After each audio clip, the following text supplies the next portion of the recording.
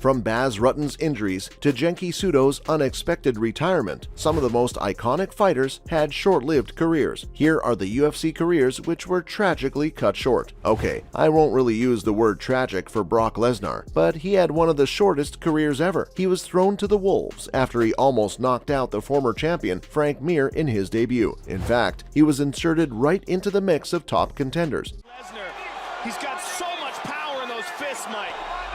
Frank's in big trouble. That's it. Trying to finish it. That's it. It's there, and it is all over. He went on to win the sport's ultimate crown in only his fourth professional fight, which was truly iconic. What's more, he even headlined the UFC 100, which is the biggest event in the sport's history. No wonder he started to be known as the baddest man on the planet. Well, his ultimate rise to glory was short-lived, as Cain Velasquez came in to steal his crown. Lesnar's career halted because of various reasons. First of all, he'd been battling diverticulitis for a while. Good leg kick by Mir. Oh, he rocks Frank Mir. Mir is in trouble. He's spinning around on him. Not to mention his inability to take a punch. Yes, he was pretty average at defense, so no matter how you feel, it's clear that his career could have gone way further. I actually believe that he could have been a dominating UFC heavyweight champion if he'd stayed healthy and developed a striking defense. Interestingly, the sport hasn't seen a fighter capable of pulling a crowd like him. Even if he fought on the prelims, the pay-per-view would likely draw over 1 million buys. Had he stayed a few more years, his star power would have been unmatched. Push me now, you go to sleep later.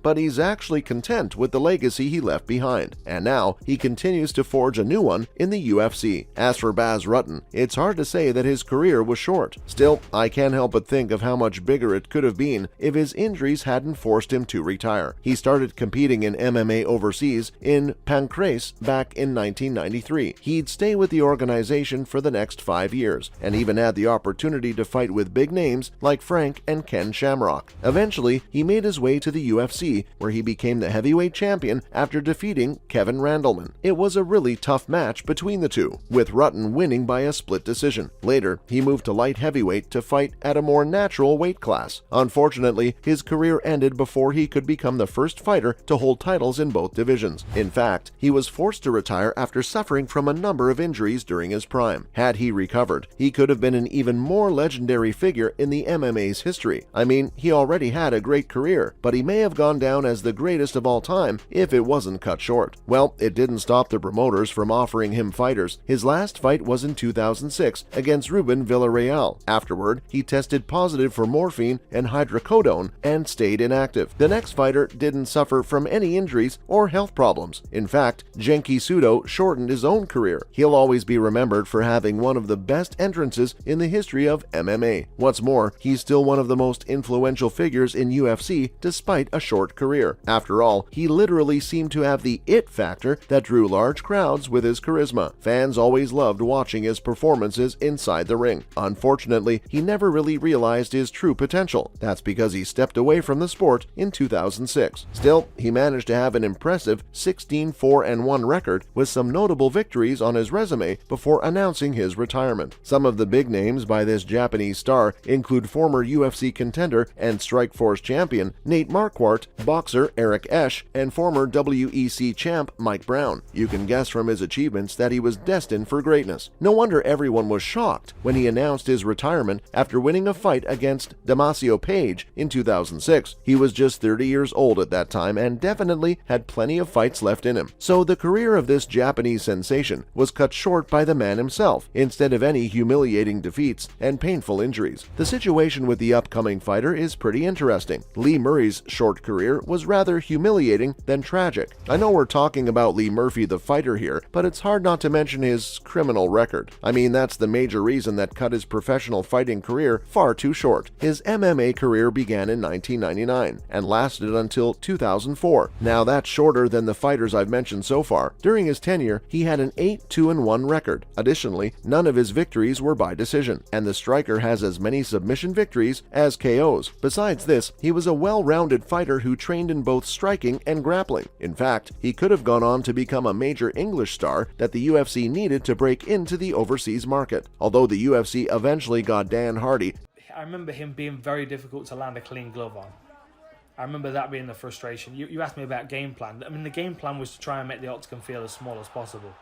And Michael Bisping into the UK market.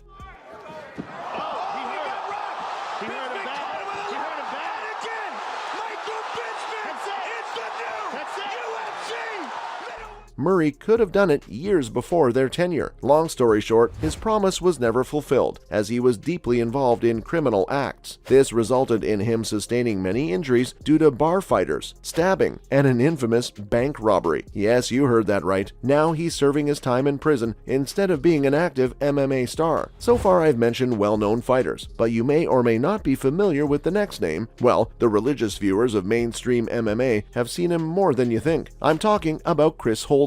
He's one of the primary coaches of Team Alpha Male alongside Danny Castillo and Uriah Faber. Before becoming a full-time coach at TAM, he was actually a standout MMA fighter in his own right. In fact, he was the winner of The Ultimate Fighter, Team Rousey versus Team Tate. He literally dominated the show by winning all 3 of his fights by submission. Later, he earned one more submission against Davey Grant at the finale. Looking back at the time he won the show, he was one of the most dominant winners in recent memory, and considering the fact that he achieved this at just 26, many people saw him as a name to watch in the upcoming years. So it doesn't come as a surprise that everyone was shocked by his next move. After winning a fight against Chico Camus, he announced his indefinite hiatus. Hold on, there's actually a reason behind it. The thing is that he was suffering from the lingering effects of a concussion he had during training. He hasn't fought ever since. Still, he's knocked out a few Team Alpha contenders in the recent years. Now he's content being a coach. The situation with the next star isn't any different. Dan Hardy also faced some health-related issues. Yes, it was a tragic medical diagnosis that brought this promising career to an ultimate halt. Disappointed as a fan because there are still lots of fights I'd like to see GSP in, but if it was up to me, we'd be fighting every weekend. So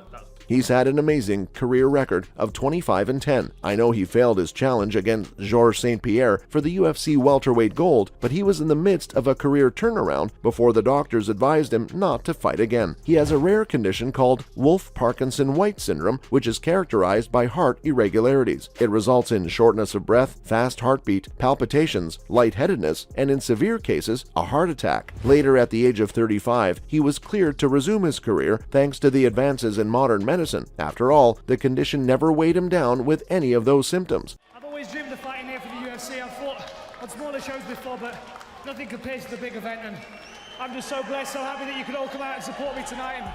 Still, he chose to stay retired despite angling for a boxing match with Tyron Woodley. That's all about UFC fighters who had their careers cut short.